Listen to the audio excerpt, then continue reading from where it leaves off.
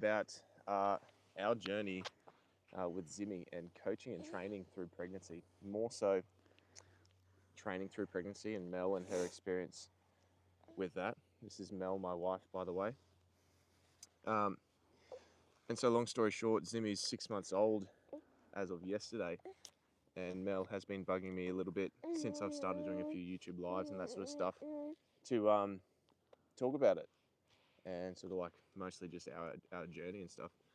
And I'll probably try and add a little bit of structure to the conversation, more so just like on first, second, third trimester, how many weeks through or whatever. But hopefully I'm just going to let Mel sort of talk most of the time and explain what her journey has been like. I just checked the audio because I got these fancy new mics. It's just gonna be. And it's just going to be Zimmy making noises and sneezing and stuff. But it's also, I got these little fluffy things on because the wind out here is a little bit noisy. So hope it's good for everybody. I hope everyone gets something out of this. Try not make this to go for too long either, but there's a pretty good chance that just the conversation will take however long it takes, and we'll talk about whatever we want to talk about. Two watching, so that means there's someone else here. Hello. But long story short, Zimmy's 6 months old now, so that means she was born 6 months ago. And when did we find out we were pregnant with Zimmy? March 2023. Yeah. So we're calling that after the end of Feb. March 2023. And we find out at about 4 weeks, right, when we don't have a period and that sort of stuff, and we do a pregnancy test. Is that sort of right? Or what's the experience like when we find out we're pregnant and stuff? Obviously, we'd been trying for like 2 years, so sort of knew tracking each cycle. Once my period was late, sort of guessing this could be it. So yeah, we found out pretty much straight away. So we would have been like 4 weeks or just under 4 weeks. Yeah. Yeah. And so then, right. So February, March, we find out, and we're 4 weeks, right? Because that's when your normal cycle should be. So technically, you're 4 weeks into your pregnancy or whatever.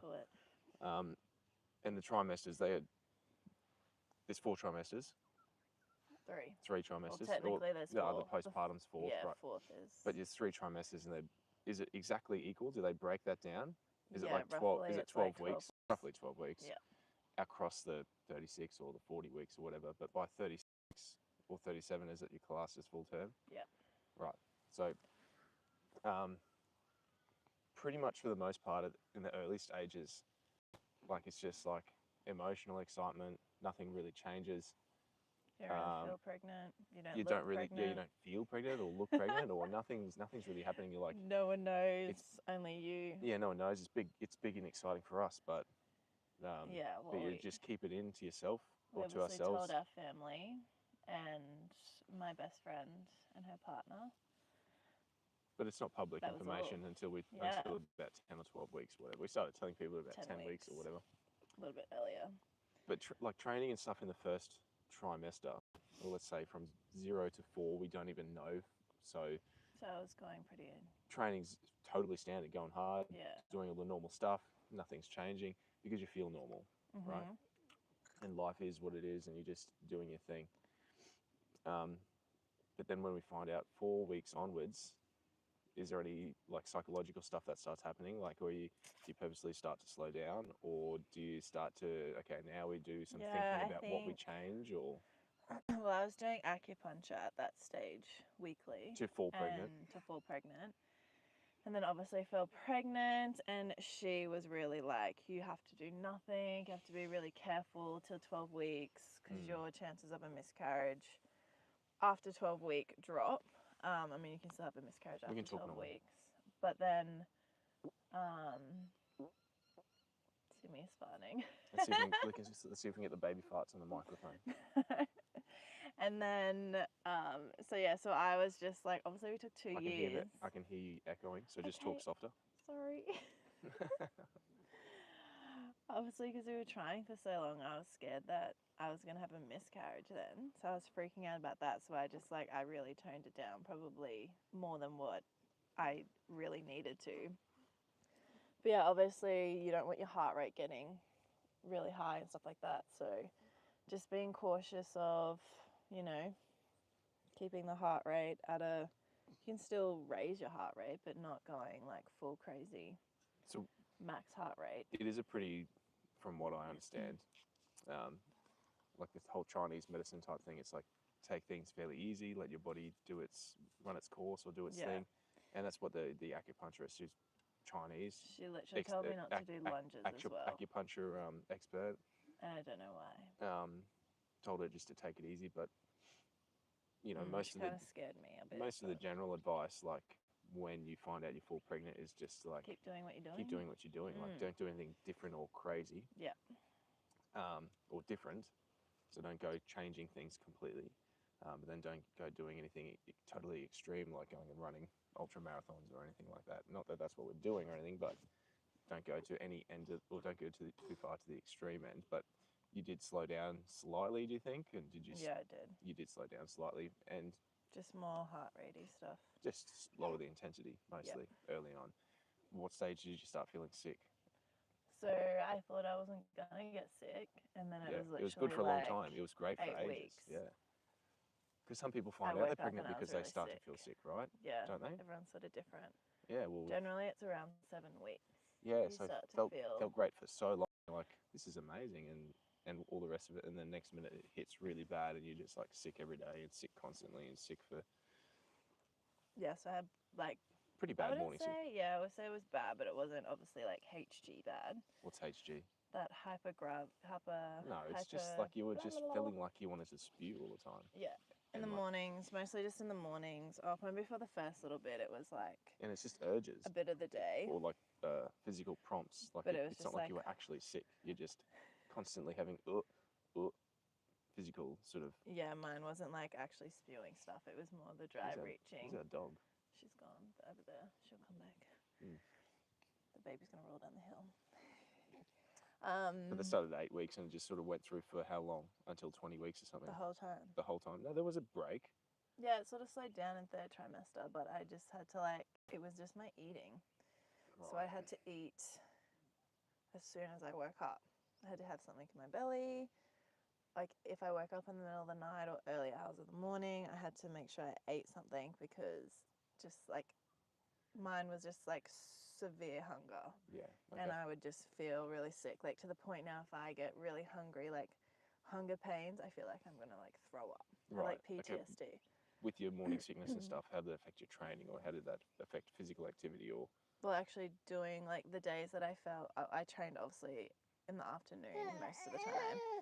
So if I was feeling shit all day, going to the gym and doing CrossFit, lifting weights, actually made me feel better. Like I left the gym not feeling sick. Like I rocked up feeling just like that nauseous sort of feeling. Nothing bad, like nothing like I'm going to spew. Here she is. But it took it away.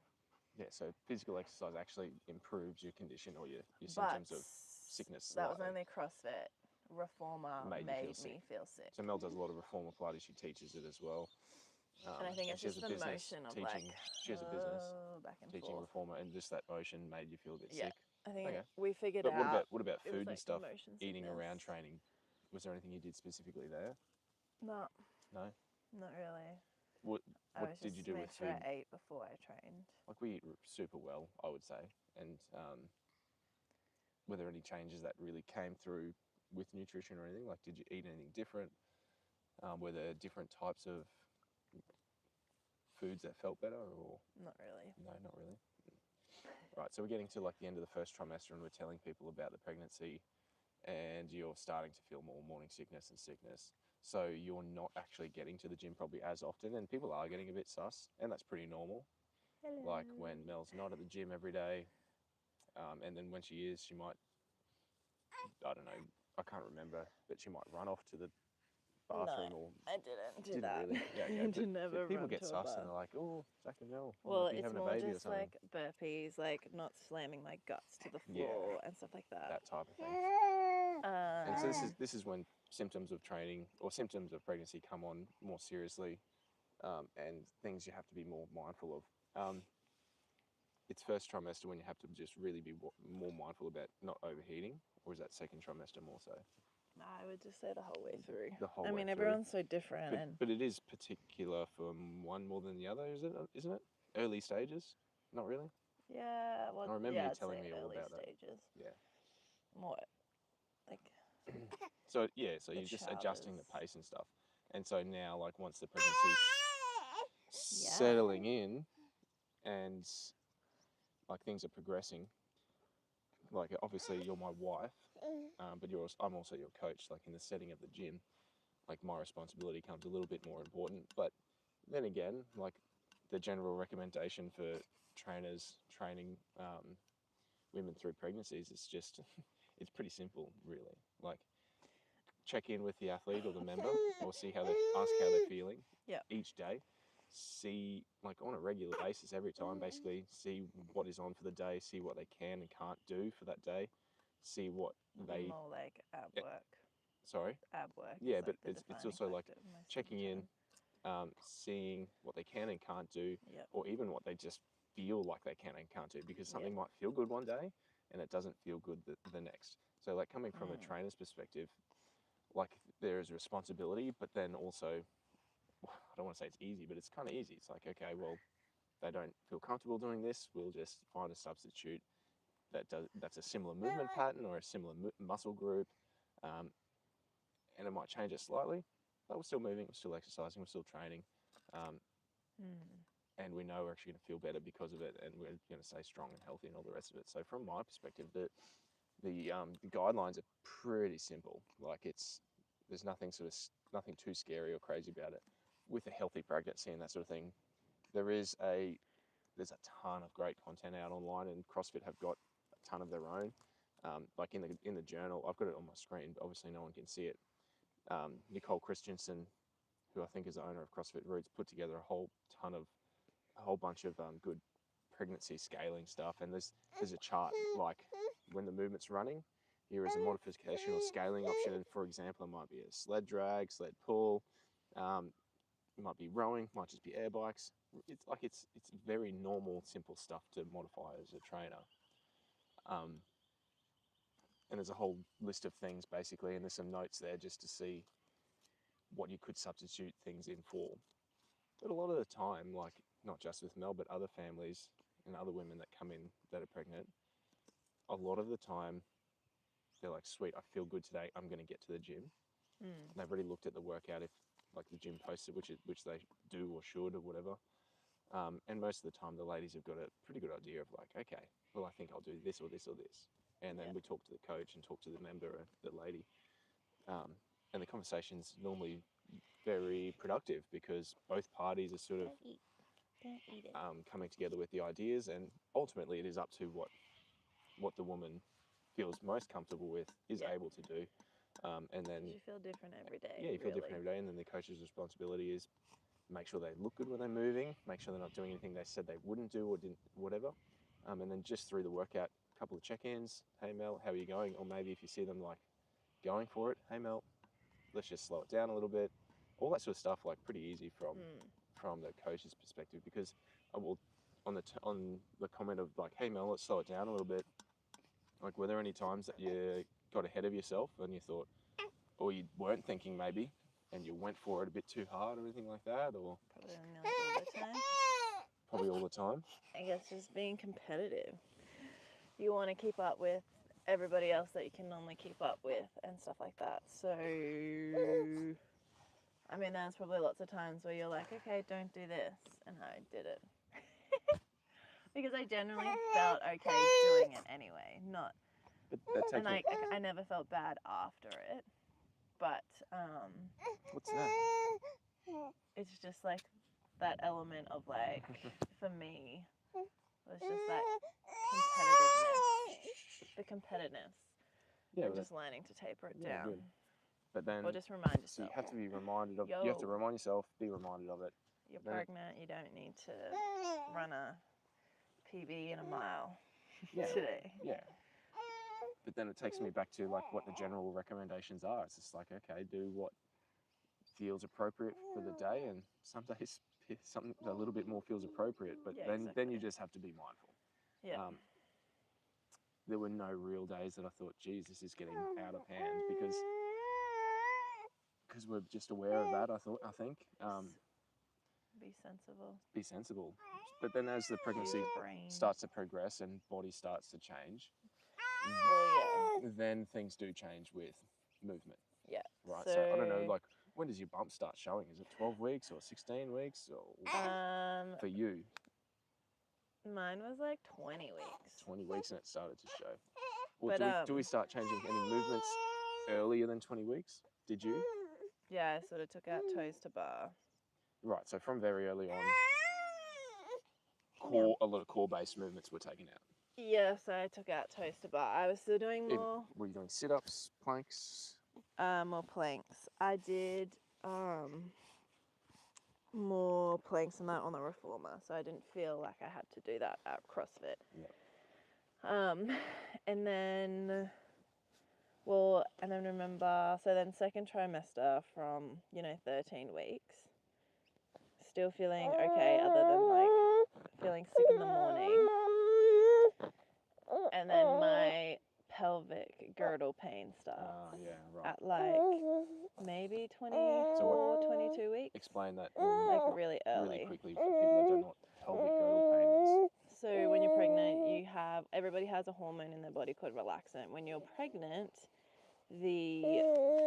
that hormone intensifies, so your body releases more in preparation for labor.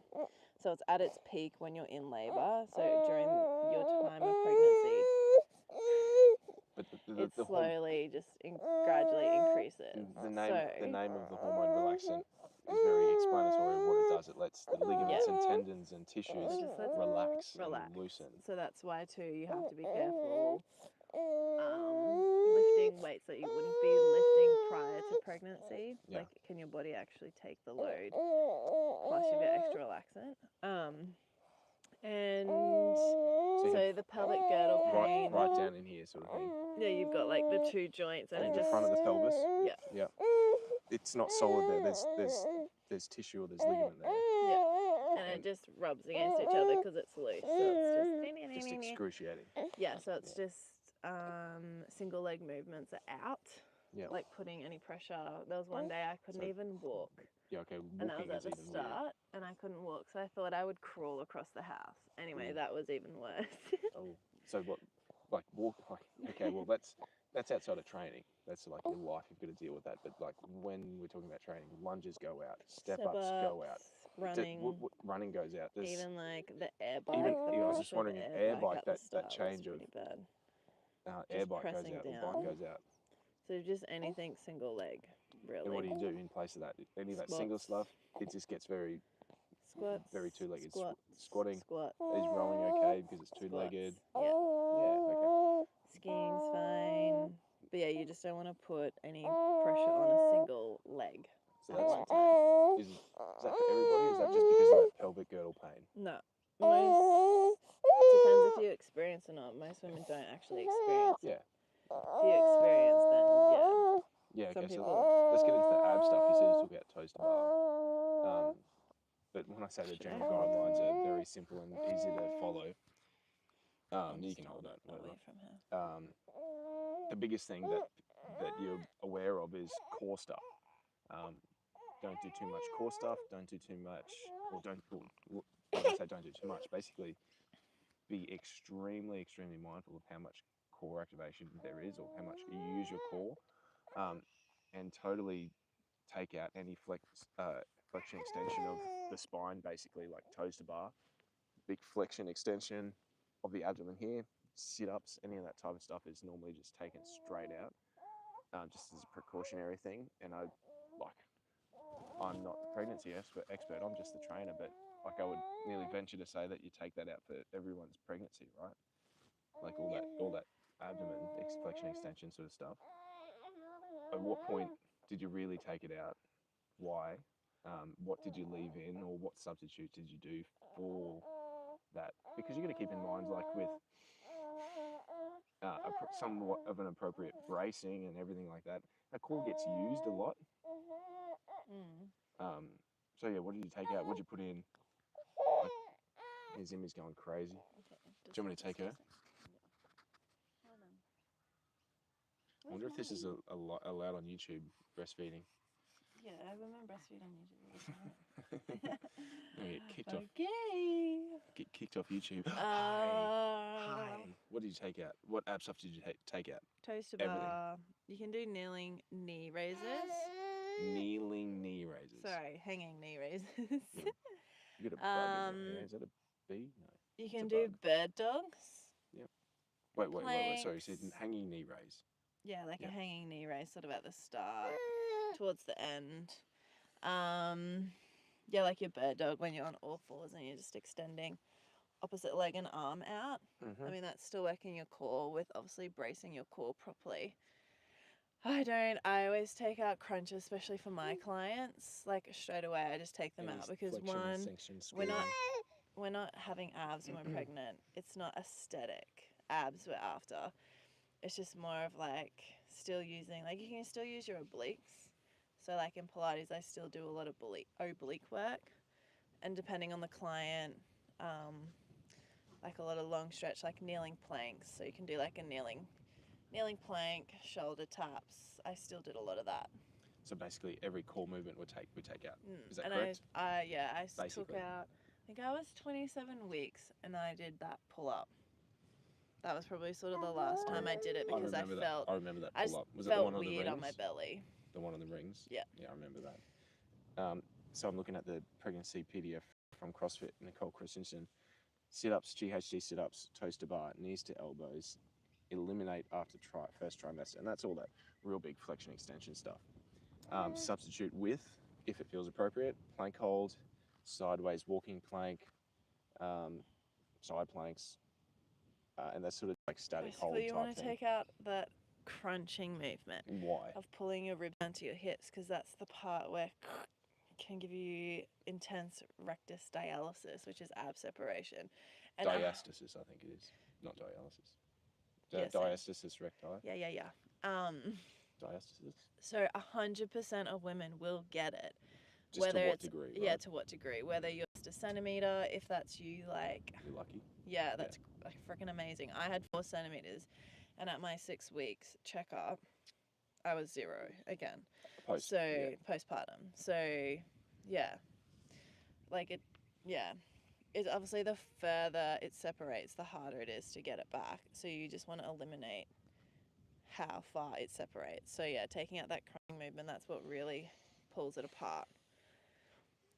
But yeah. See, I thought it was more the extension that pulled it apart, or is it the crunch that does that? Well, yeah, pulling apart, because then you've got to crunch back. See, Amelia, where's she going? Our dog's just ran away. Yeah, if she runs too far, I'm actually going to have to run after her because the road's up there. Now she's going into someone's house. I don't know what. Oh, yeah. What the fuck? Shit. It's a cat. Oh, Here. God. Oh, I gotta go. You can talk to him about everything. Okay, Melly, come back. Yeah. Our dog Nelly killed a cat. Yikes. The cat torments her all the time. Anyway, yeah, I always just recommend, like, one, you don't need to work your core by doing crunches and stuff like that. So I will always just take it out. Don't need to do it as soon as, like first trimester, as soon as women start to have a baby bump, it gets taken out for me, definitely. So I feel like it's paused. It's frozen. What's Melly doing? Simia's just obsessed with Melly. I'm pretty sure her first word's gonna be Melly. Here she comes. No cats died in the making of this video. Wild animal. Hey, dogs and cats. What do you have to say about that, Simi? Hi, yeah. It looks like it's paused, like it's frozen, so I don't know if it's still recording. Can you confirm? Still going. Okay. I mean, I could have got up There's and someone. have a look, There but must be one person watching, and if you're actually watching this, feel free to comment any questions or whatever. I didn't post this on my Instagram. If I did, there might have been more people watching, but either way, we nearly got witness to my dog killing a cat, but the cat got away. yeah. No, updated Melly's you. never done anything to a cat. No but cats died. she will definitely chase a cat. That's for I sure. feel like It's a she'd very chase it. I don't stereotype. think she would actually, if she did get it, I don't think she would know what to do. She would probably Alright. freak out. So Okay. taking out core stuff. So yeah, I just Where- said where- just where take are out we? crunches. We're in the second trimester, Second trimester, just navigating 20 to 25 weeks. the pubic pain. Yeah. And then obviously I've brought it up with my midwife. Midwife So and pelvic floor physio. Or... yeah. No, I wasn't seeing her then. Okay. So just the midwife, and then from there she's like, "Have you seen the chiropractor that I told you need to see? Because things weren't correct in alignment with my pelvis from her assessments, and she wanted me to see this chiropractor anyway." She said, "You need to really go see him. He's going to help with that as well." So I went to see John Rogers here in Toowoomba. If you're watching and you're pregnant, or just in general, I don't really like chiropractors before John because I just don't want to go to an appointment, get cracked 5 times, and then leave after 5 minutes. I just don't feel like it does anything. There's no doubt that he was Yeah, so anyway. very helpful in this. Yeah, the first appointment was like 40 minutes long, and I was like, dude, I can't even walk. Like, my vagina feels like it's being axed in half. Yeah. Anyway, so I saw John weekly for maybe a bit. But then, yeah, after like maybe a month or two, like 5 sessions, it pretty much had gone away. Yeah, had gone away. And generally, over the course of the pregnancy, it gets worse because one, your baby's growing, so it's getting bigger. You're getting more pressure down on your pelvis. So you're more likely to be in more pain. But yeah, he took it away. By the end of pregnancy, I didn't have any pain. I was totally fine. It went away.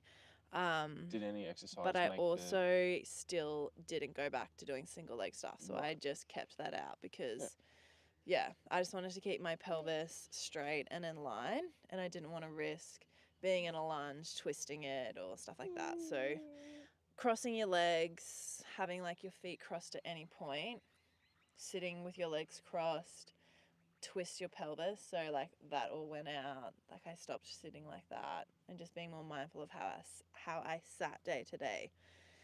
Even getting in and out the car, like keeping your knees together and not opening your legs really wide. Okay, my phone and laptop are going to die soon. So let's... Anyway, pelvic girdle pain's taken control of because we've eliminated single leg stuff, twisting, chiropractor's helping. Which even if you don't have pelvic girdle pain, you need to see a chiropractor for your labour, especially if you want to give for your labour and stuff, naturally and have a great birth.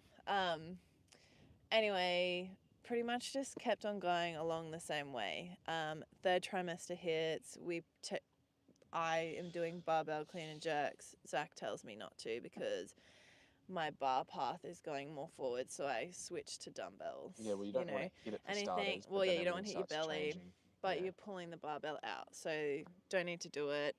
I just need to keep moving, keep my strength up as much as I can, and we switched to dumbbells for snatches, clean and jerks. Like deadlifts are more of a sumo deadlift, like my legs are going wider. Yeah. My squat improved, that's all fine. Everything else was sort of fine. I still kept doing most things. And only some people don't feel comfortable in certain positions. It makes them feel weird. And then you just don't do it. But yeah, I still felt pretty good. Yeah, well, on the topic of all that sort of stuff, like literally from day one when you fall pregnant, but more so, good for your immune system. More so, the further through you go, then you're mindful of impacting injuries and stuff, right? So you take when you get a belly, you got to take the barbell away because you could hit it, and you're working We've got a friend. a suboptimal movement pattern, or it's becoming not ideal because your bar path's going away and around, Yeah. and you'll probably end up with some suboptimal habits. Here's a couple of dogs. Post-pregnancy, you just want to keep good habits and good movement and stuff. Where was I going with that? But then also like other impacting things, like we probably eventually took out any jumping, any things that you would land because of slipping, falling, Well, yeah. or like boxes. Even we took out step-ups, maybe because like you might hit your belly or anything like that. No, that was because of my pelvic girdle pain. Yeah, And I okay. didn't do any jumping because of that Okay. too.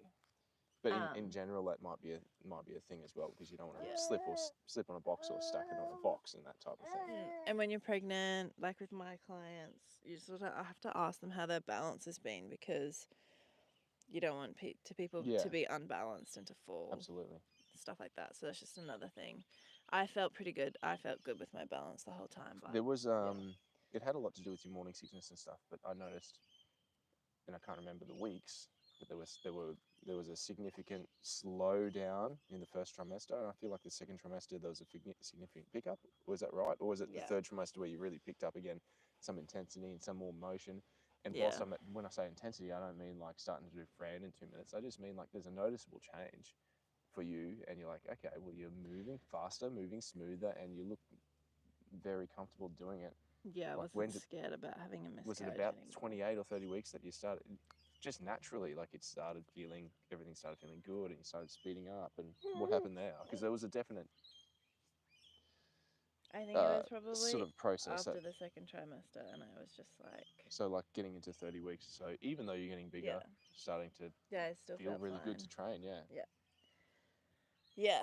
Anyway, moving along, sort of similar third trimester, just kept doing the same things. Didn't really, other than the barbells, didn't really take anything else out. And then obviously coming to the end of the third trimester, labor is near. I was just really mindful of keeping my abdominal area relaxed as much as I could, because just for labor, you physically want your body to be as relaxed as possible and to let it to do its thing.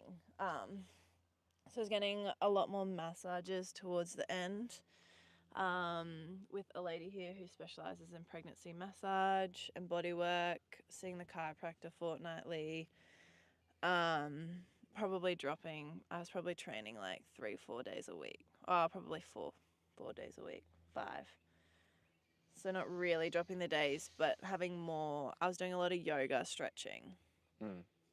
Was probably more of what I increased. And my Sunday sesh, I took that out, and that was like my yoga day. Okay. And then... So we gave birth at 39 weeks. 39 weeks and 2 days. Did a workout the day before, the afternoon before, that morning. Was it that morning? No, it must have been the night before. Felt totally fab. Yeah, you put that in your gag reflex. And then gave birth. I had a great labor. We had a home birth, had a private midwife, had lots of skills of certain positions during each phase of labor. You know, eating, did yoni steaming, Google it if you don't know what it is, we won't get into it. You know, acupressure points, and just constantly sort of moving positions, letting gravity. Through the labour. Yeah, through labour. We found that 7 hours. We found that for us, the squat ended up being a great position rather than kneeling over or... Yeah, well, that was just what I found. Everyone's different. Everyone sort of finds what... Anyway. Feels good for them to help them progress. Seated or supported, like it wasn't just a squat. Yeah. But then like, had to be pretty good. Like there was a bit of tearing, so we had to be mindful of leg movement and stuff. But like how long till after the birth? Like when was your first workout? Well, 6 weeks. My clearance. Okay, but when was the first time you moved physically?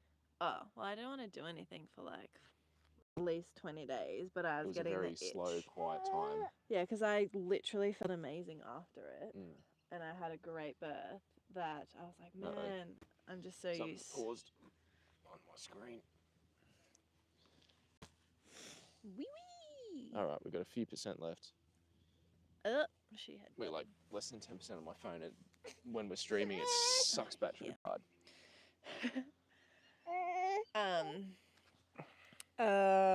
Yeah, so my pelvic floor physio, who I did see during my pregnancy, I did an online course of hers from 0 to 6 weeks, and it was just rehabbing my pelvic floor and then adding Just slow, squeezes and things like that. yeah, or pulses, Yeah. pelvic floor pulses, and then adding in slow abdominal exercises, glute activation, core activation, and then at 6 weeks, so I just was walking then and doing that daily. And it was just like, for me, it wasn't like an intense sort of workout. It was just me really activating my lower abs and stuff like that, and just being connected mind ab connection of activation. And then 6 weeks, I went to Kelly, pelvic floor my physio. pelvic floor physio, had my 6-week checkup. Everything was great. I'd healed. Totally cleared. Yeah. Yeah, my tear, we didn't get it stitched. Healed amazing. There wasn't any like scar lines or anything.